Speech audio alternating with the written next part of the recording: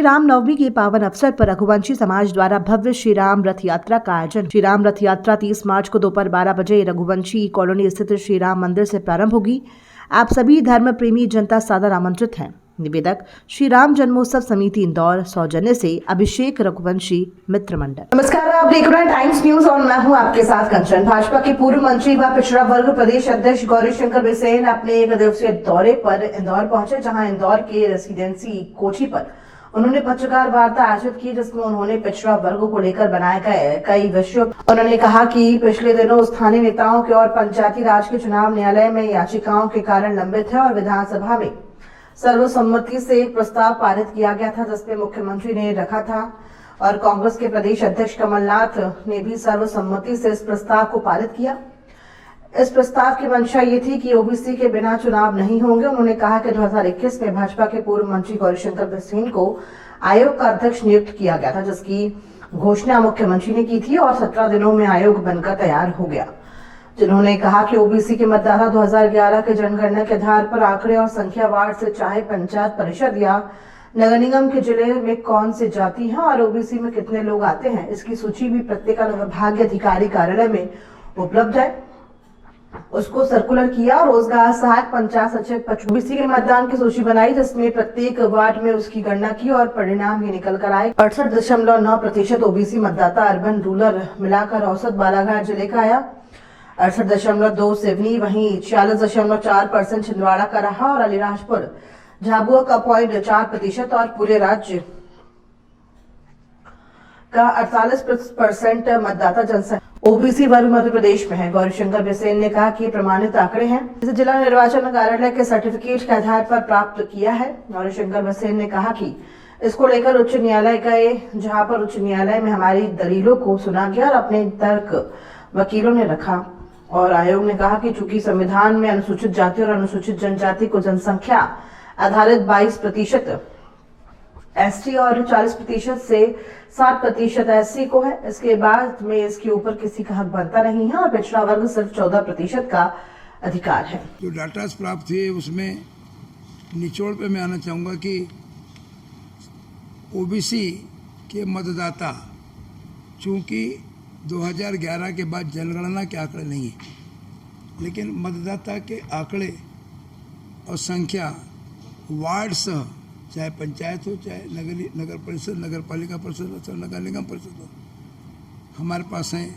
और किस जिले में कौन सी जाति ओबीसी में आती, इसकी सूची भी प्रत्येक अनुभागीय अधिकारी के कार्यालय में उपलब्ध है। उसको हमने सर्कुलेट किया और रोजगार सहायक, पंचायत का सचिव, ग्राम के पटवारी, बीएलओ 1 तथा नगरीय क्षेत्र के हमारे नगर पालिका, नगर निगम, नगर परिषदों में जो आमला वोटर्स बनाने में लगता है, उनका सहयोग लेकर के हमने ओबीसी के कितने मतदाता प्रत्येक वार्ड में हैं इसकी गणना किया। परिणाम जो है वो यह है कि 68.9 और 68.9% ओबीसी मतदाता अर्बन एंड रूरल मिलाकर के औसत बालाघाट जिले का आया और 68.2% सेकेंड नंबर हमारा सिवनी जिले का आया है और 46.4% छिंदवाड़ा का है। अलीराजपुर और झाबुआ का 0.4% के लगभग है और पूरे राज्य का 48%। इसको 4% प्लस माइनस भी अपन करते हैं तो 44% और ऊपर ले जाते हैं तो 52% होता है, जिसको हम मोटे तौर पर कह सकते हैं कि जनसंख्या या मतदाता का 50% उपस्थिति, उनकी आबादी, उनकी संख्या ओबीसी वर्ग की है। ये हमारे प्रमाणित आंकड़े हैं, जिनको हमने जिला निर्वाचन आयोग की सर्टिफाइड कॉपी से प्राप्त किया। इस रिकॉर्ड के आधार पर हम माननीय उच्चतम न्यायालय गए। उच्चतम न्यायालय ने हमारी दलीलों को सुना, हमारे वकील साहिबानों ने अपने तर्क रखा, लेकिन आयोग ने कहा कि चूँकि संविधान में अनुसूचित जाति और अनुसूचित जनजाति को तो जनसंख्या आधारित 22% एसटी को और 14% से 16%, मैक्सिमम 16% एससी को है। इसके बाद में इसके ऊपर का कहीं कोई आपका हिस्सा बनता नहीं। और आप सिर्फ 14% के हकदार हैं। हमने कहा भाई, हमारे वकील साहबों ने अपना तर्क करके कहा कि जी हमारा आबादी 48% है जो अथेंटिक है, तो उन्होंने कहा हम इस दलील को नहीं मानते। और फर्स्ट डे सुप्रीम कोर्ट माननीय न्यायालय ने कहा कि go to election without OBC reservation. Next day हमने कहा कि भाई ठीक है, हम आपकी बात को मानते हैं, लेकिन हमारे पास महाजन कमीशन जो 1980 में जिसे रिपोर्ट सबमिट की, रामजी महाजन बैतूल के माननीय हमारे विधायक रहे, कांग्रेस सरकार में मिनिस्टर भी रहे, बड़े सीनियर लीडर हैं, उनकी जो रिपोर्ट सबमिट हुई थी उसमें उन्होंने 35% आरक्षण की बात कही थी, लेकिन उसका कोई क्रियान्वयन नहीं हुआ।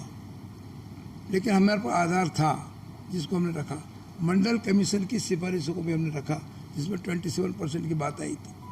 हमने कहा हमारा 21 आरक्षण हो, और माननीय न्यायालय ने 21 आरक्षण को स्वीकार किया। उन्होंने ट्रिपल टेस्ट की बात कही थी। पहला कि कोई राज्य सरकारें नीति संगत कोई ऐसा आयोग बनाए जो सरकार को अपनी रिपोर्ट दे। दूसरा, 50% से अधिक आरक्षण की स्थिति न बने। तीसरा, संवैधानिक संस्था इस बात को प्रमाणित करने के लिए दृढ़ रहे कि उसने किस तरह से तथ्य जुटाए। नेक्स्ट डे हमने कहा कि भाई हमने माननीय न्यायालय आपकी बात को संविधान दायरे के अंदर हम स्वीकार करते हैं, लेकिन हम शैक्षणिक और सेवाओं के क्षेत्र में यदि हम अनुपातिक देखते हैं तो 50% ओबीसी को आज स्थान नहीं है। क्या राज्य में आईएएस जितने पास है, यूपीएससी परीक्षा में जितने उत्तीर्ण हैं, उनमें 50% का स्थान है? नहीं।